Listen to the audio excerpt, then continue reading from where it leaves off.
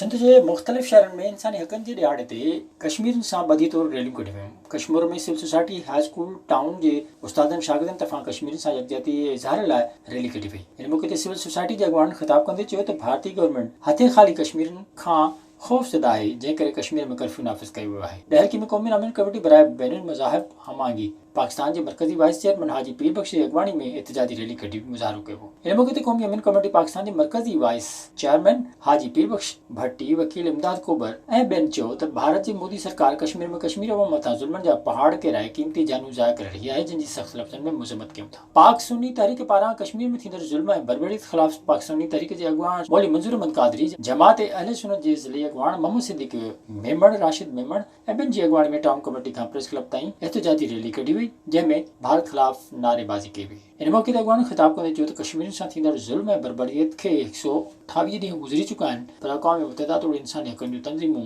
ख़ामोश आहिनि। हिननि मुतालबो कयो त भारत जी वहशत ऐं बर्बरीअत ख़िलाफ़ नोटिस वठी मज़लूम कश्मीरियुनि सां इंसाफ़ कयो वञे, ॿी सूरत में एहतजाज जो सिलसिलो जारी रहंदो। विज़िट कयो अवामी आवाज़ मीडिया ग्रुप जी वेबसाइट awamiawaz.pk